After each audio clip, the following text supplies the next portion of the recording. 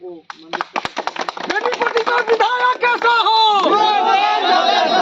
बेनीपट्टी का विधायक कैसा हो? बिहार सरकार के पूर्व मंत्री सह भाजपा विधायक विनोद नारायण झा ने बेनीपट्टी विधानसभा क्षेत्र के लोहा पंचायत के मद्रास टोला में दुमंटा तालाब घाट का किया शुभारंभ। तालाब घाट का निर्माण मुख्यमंत्री क्षेत्र विकास योजना अंतर्गत करीब 6 लाख रुपया के प्राकृतिक राशि से कराई गई है।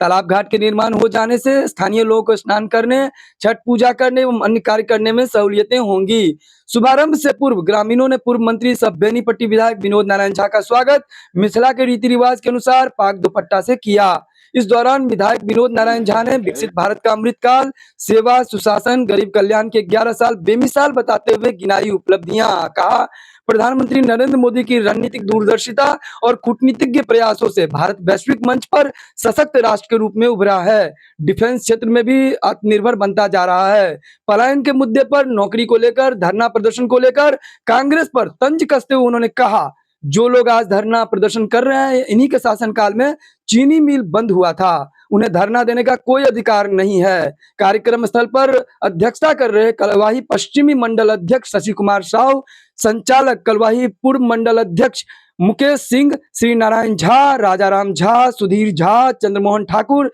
विकास सिंह कुशवाहा, सुदिष्ट मिश्रा, अमरेंद्र सिंह, आलोक झा, भोला प्रतिहस्त, विजय यादव, गंगाधर सिंह, विजय पाठक, रमन यादव, दीनबंधु झा, भोगी मुखिया, धर्मेंद्र यादव, विजय सिंह, राजेश यादव, गणेश झा, रामनाथ रियाज, तिलेश्वर पासवान, आलोक झा, पप्पू सिंह, ललित यादव, राहुल ठाकुर सहित सैकड़ों ग्रामीणों की उपस्थिति देखी गई। बेनीपट्टी का विधायक कैसा हो? अभी भारत सरकार ने घोषणा किया मिथिला इलाका में सीता माता की धरती को भी, जो सीतामढ़ी के पुनौरा धाम में धरती से निकली थी, वह भी अयोध्या के राम मंदिर के स्तर का यहाँ मंदिर बनेगा। लेकिन मैं आपको बताना चाहता हूँ, सिर्फ सांस्कृतिक पुनर्जागरण का ही काम नहीं हुआ है, विकास के भी कीर्तिमान स्थापित हुए हैं। जो देश गरीबों की श्रेणी में आता था, वो देश आज दुनिया में आर्थिक उन्नति में दुनिया का होर ले रहा है। आज भारत की अर्थव्यवस्था चौथे नंबर पर आ गई। पहले सड़कों का मतलब होता था मुख्य सड़क। अटल बिहारी वाजपेयी जी ने गांवों की सड़क की परिकल्पना की। बाद के दिनों में एनडीए सरकार ने मुख्यमंत्री सड़क घोषणा भी की, प्रधानमंत्री ग्राम सड़क के अतिरिक्त। लेकिन जब से नरेंद्र मोदी जी इस देश के प्रधानमंत्री हुए, तब से पूरे इलाके में एनएच का जाल बिछ गया।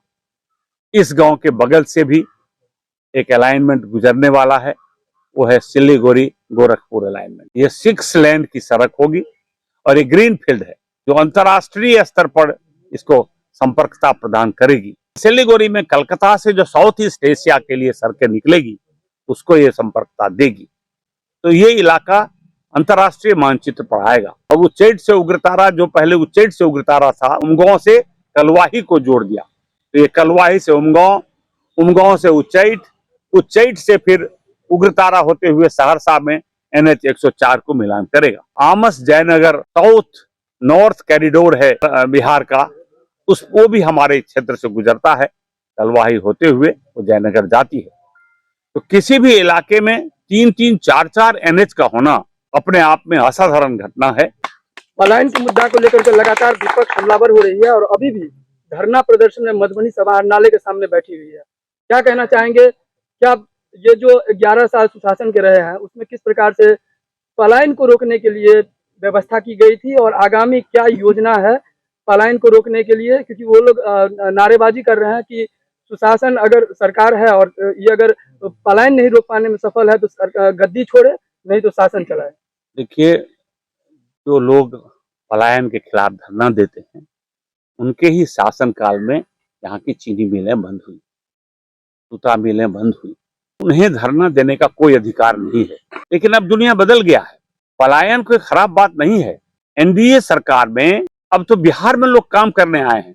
कल मैं बसेट हाई स्कूल पर था, 32 में से 18 शिक्षक उत्तर प्रदेश और मध्य प्रदेश के हैं। अब तो बिहार में लोग नौकरी करने आ रहे हैं। बिहार में उत्तर प्रदेश, मध्य प्रदेश और गुजरात से लोग नौकरी करेंगे, इसकी हम उम्मीद नहीं करते थे। तो ये बदल रहा है और ये एक भारत है और ये श्रेष्ठ भारत है। श्रेष्ठ भारत है। तो हमारे लोग यदि गुजरात में काम करते हैं तो ये खराब बात नहीं है। हमारे लोग जब आईएएस होते हैं गुजरात में, महाराष्ट्र में, अमेरिका के सिलिकॉन वैली में इंजीनियर होते हैं तो हमारा सीना 56 इंच का होता है। तो पलायन बुरी बात नहीं है। बाहर के लोग, यहाँ के लोग वहां काम करें वहां, लेकिन छोटे छोटे कामों के लिए यदि दिल्ली कलकत्ता जाना पड़ता है, बॉम्बे जाना पड़ता है, ये दुखद है। इसके लिए सरकार तैयार है, प्रयास कर रही है। इतनी जो सड़कें बन रही है, गांव गांव प्रधानमंत्री आवास की योजनाएं बन रही हैं, इन सब कामों में लोगों का इन्वॉल्वमेंट हो रहा है, लोगों को काम भी मिल रहा है। लेकिन ये अपना देश है, कहीं जाके लोग रोजी रोटी करें तो इसमें कोई बहुत बुराई नहीं है। अब ये बीते दिनों की बात हो गई, अब पलायन कोई मुद्दा नहीं है। दुनिया के लोग, भारत के लोग तो दुनिया के अधिकांश देशों में काम कर रहे हैं। अगल बगल की बात तो छोड़ दीजिए। बंबई के लोग बताते हैं कि यदि बिहार से लोग ना आए तो हमारा मकान नहीं बने, हमारा घर नहीं बने, हमारी सड़कें नहीं बने, हमारा वो जो पेवर ब्लॉक वगैरह बनता है सो बनता है। अब तो हमारे यहाँ के लोग दूर दूर जाकर उद्योग भी चला रहे हैं। बगल के सिजोल गांव के संदीप झा हैं, अभी मैं नासिक गया था, 1000 एकड़ में नासिक में इन्होंने यूनिवर्सिटी खोला है। किसी महाराष्ट्र ने नहीं कहा कि बिहारी ने क्यों खोल लिया। और भारतीय जनता पार्टी इसीलिए नारा दिया है, ये एक भारत श्रेष्ठ भारत, ये हमारा नारा है, ये हमारा उद्देश्य है। स्किल इंडिया डिजिटल के बारे में आपने कहा, देश में 6वें नंबर पे है यहाँ का युवा बिहार का, तो इसको किस प्रकार से बिहार में रोजगार के लिए जोड़ा जा रहा है स्किल इंडिया डिजिटल को लेकर? देखिए, डिजिटल तो अब दुनिया की आवश्यकता है, लेकिन दुनिया उससे भी एक कदम आगे बढ़ गई। अब ये कृत्रिम बुद्धिमत्ता का दौर चल रहा है, एआई का दौर। और जब डिजिटल क्रांति हुई तो बिहार के बच्चों ने आगे बढ़कर काम किया, लेकिन उस समय के सरकारों ने कोई इस पर ध्यान नहीं दिया। लेकिन जब नरेंद्र मोदी और नीतीश कुमार की सरकार आई दिल्ली में और बिहार में, तो गांव गांव इंजीनियरिंग, हर जिले में एक इंजीनियरिंग कॉलेज खोले गए। मैं जब मिनिस्टर था तो यहाँ जमीन का खोजा गया, तो पंडौल में संयोग से सरकारी इंजीनियरिंग कॉलेज के लिए जगह मिली। हर सब डिवीजन में एक एक पॉलिटेक्निक, हर सब डिवीजन में आईटीआई। हमारे लिए गौरव की बात है कि हमारे पास पढ़े लिखे नौजवान भी हैं और कार्यशील क्षमता भी है। जो बहुत पढ़े नहीं हैं उनकी काम करने की क्षमता भी है। शिक्षा दिया जाएगा, योग्यता दी जाएगी, इंजीनियरिंग, मेडिकल कॉलेज, आईआईटी में पढ़ाकर सक्षम बनाया जाएगा, उन्हें हुनरमंद बनाया जाएगा और वो दुनिया में के संघर्षों में सफल हो सके, इसके लिए बिहार सरकार लगातार काम कर रही है। राज्य में भी आपकी सरकार है और केंद्र में भी आपकी सरकार है, और आप कहते हैं कि भारतीय जनता पार्टी कार्यकर्ता की पार्टी है। हाल ही में जो पुलिस के द्वारा लाठीचार्ज हो रहा है कार्यकर्ता के ऊपर, क्या कहेंगे आप? ये पुलिस अपना काम करती है, जो हुआ है उसके लिए लोग चिंता कर रहे हैं, ये होना नहीं चाहिए। और कहाँ गलती हुई उसका जांच कर रहे हैं, हमारी सरकार है, वहाँ हमारे एमएलए हैं, हमारे सांसद हैं, तो हम किसी पर दोष नहीं देंगे। तो वो लोग जांच कर रहे हैं, जो भी रास्ता निकलेगा, यदि कोई पुलिस अधिकारी दोषी होगा तो सजा पाएगा और कठोर सजा पाएगा, जो आगे कोई हिम्मत ना करेगा। बेनीपट्टी का विधायक कैसा हो? बेनीपट्टी का विधायक कैसा हो?